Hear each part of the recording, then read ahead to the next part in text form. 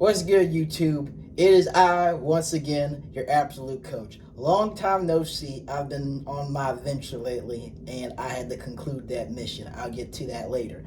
But today, we're going to be talking about weed's impact on your mind. Weed is so prevalent today.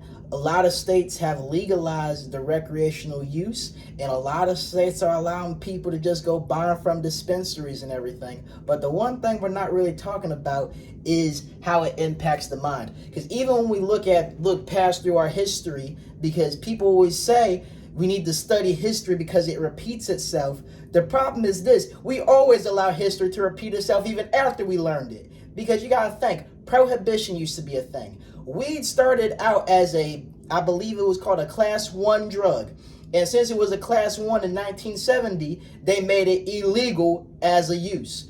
So that means that since it was illegal, people would try to find ways to go get it. And that's the same thing they did with alcohol. Alcohol used to be illegal, it was prohibited. And then they had speakeasies. And now it's becoming legal, just like alcohol did. And eventually it's going to trickle down, and I believe it's going to be legal in all states eventually. Maybe, I don't know, the stubborn ones may keep it illegal, but I feel it's all going to be legal eventually. But just like alcohol, I feel we always talk about how things are going to impact our body physically. We all know that if we drink too much, it is going to mess with our liver. But why are we not talking about what weed can do to our brain? Why aren't we talking about what alcohol can do to the cognitive function? And you know what? That is what I'm going to do today, because being absolute, I'm not going to look at the shallow things. Because if I look shallowly, I'm like, yeah, you know, weed, it makes your eyes red, it makes you look ugly. I don't know. That's shallow. But if we look through it, because this is what I did. I read some articles, I did some studies, because I'm doing what you're not. We need to be absolute. And that's why I'm here, to help everyone become absolute. So let me tell you the facts. Now, the first thing that I concluded through all my research is that THC, shout out to TED Ed, because this is where I got it from. I watched a quick little video, and then I'm getting to the articles I read. THC, this impacts your behavior, your cognition, and your perception. And when we're absolute, those are things we don't want to be hindered. Because from what I learned from this is that it can either lower or intensify these feelings. So a prime example given was the pie. They can smell the pie, and it's either the smell, their sense goes up and they're like, oh my gosh, this pie smells amazing, or it goes down and they barely pay any mind to it at all. So that's one thing I learned. And even when it comes to our behavior, we want to make sure we're behaving in an absolute way. We don't want to be willy-nilly in our decisions, and we don't want to be stagnant either, which is something most people do when they're high. You know, some people want to compare themselves to these rich rappers. Someone was like, yeah, man, when I'm high, I like to write my lyrics like Lil Wayne, because that's what he does. Stop comparing yourself to these rappers, because do you have Lil Wayne money? Most of the time, they're like, no.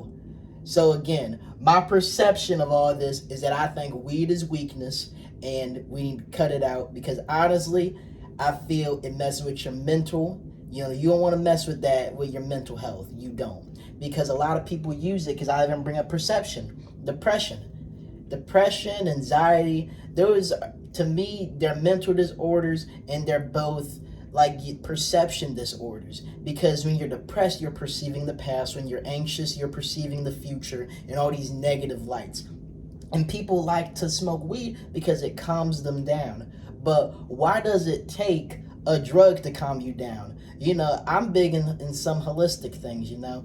I like to go meditate outside. I will go read a book and I will journal. I will be quick to admit that, because those things calm my nerves. I'll even turn on TV and maybe play a video game. But guess what? It is not going to impact my brain health that much, because again, I'm going to mention the stuff I learned in this article, or in these multiple articles I read, and you will get the facts, because that's what we're doing today in this absoluteness. But why I think weed's impact on your mind is going to be something negative and catastrophic. So let me get into these articles. All right, now shout out to the National Library of Medicine. Now what they concluded, because you know I had to put this on a note card, what they concluded was that when people do this, it is going to impact their brain health with like their temporal lobe and many other things. I'm gonna put a link in the description for these articles for you to give a read, and that's your homework from your absolute coach. Read the article. And what they concluded, because they went into one with Bastilla, I think that was his name, and they concluded that, or he concluded from his study, that it did impact the brain. And then next, shout out to Harvard Health, shout out to Kevin. He came up and he, did some research, and he noticed that a research team in New Zealand who did a poll of 1,000 people was their sample size of individuals, and the age was 3 to 45, and I pray they didn't have any children doing cannabis, but it did say that the people who use weed long-term and frequent users, and we are talking about weekly to even at max 4 times a week, they noticed that they had their cognitive function wasn't there all the way, and the long-term users, their IQ points declined 5.5 points on average. So these are the things you got to pay attention to. You have to do your own research. CNN, Fox News, social media, they're not going to tell you the negative consequences. You can go explore the deepest parts of the self-help or the self-improvement people, and most of them won't tell you anything. Sometimes there's numerous videos talking about when I stopped weed, how it improved my life, but some of them get back on it after they improve their life. So, you can only be so high to fall so low, and that's not what we want to do. We always want to be able to, we don't need to get high to get up there. We don't.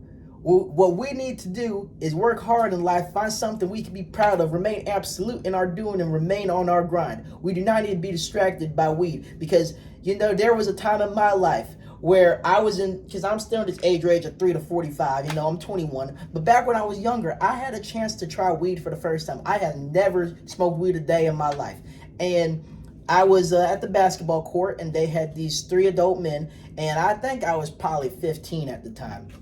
And they were like, hey, you wanna hit this? And I was like, nah, my mom says I shouldn't. And I was walking away, but then I walked back and I was like, hey, can I try it? And they were like, nah, man, we ran out. And ever since then, that temptation has never been there, because it opened my eyes to see how people act when they're taking cannabis. Let me slow down. Yeah, when they're taking all this cannabis, it's not a good thing. It is not. We need to open our eyes to reality. They are legalizing this stuff, and the moment they make something legal, the sooner it is for it to become normal. Eventually, you could be pulling up to your McDonald's drive-thru and the person is high. I do not want a world run by a bunch of potheads. That is not what I want, because we don't even call them drug addicts. We call them potheads. We give them some fancy name. Why are we doing that? We'll call someone an alcoholic. We'll call someone a drug addict. But when we talk about drug addicts, one drug we're typically not talking about is weed, because people are like, you can't get addicted to weed. I believe fully that you can, and I also believe that weed is even a gateway drug, because I know somebody who started out with weed and then they just died from a drug overdose.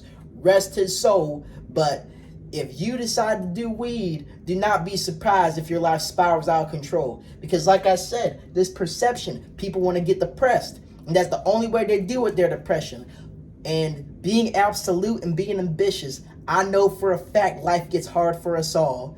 And it doesn't get any easier. We just become tougher. But if we keep looking for cop-outs with drugs, what's going to happen is that drug isn't going to cut it for the main thing that stresses you out so much. First, it could be, you're broke and you want to smoke weed because you're sad you're broke. And then next thing you know, a family member dies.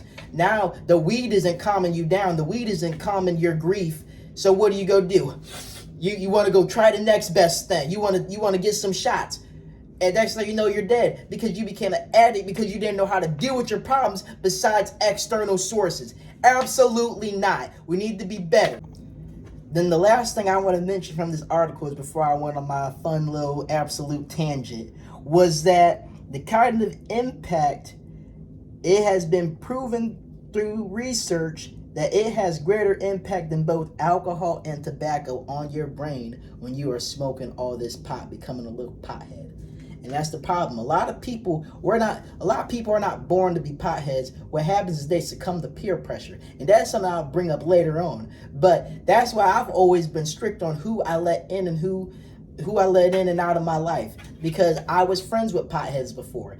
And the moment they tried pushing that potheadedness on me, I said, no, I do not do that. I'm absolute in my ways. Even when I was younger, I was absolute in my ways. And I said, no, you will not get me today. And what happened was I became lonely and they all got high. And then they want to text me asking me for workout advice. Shut up.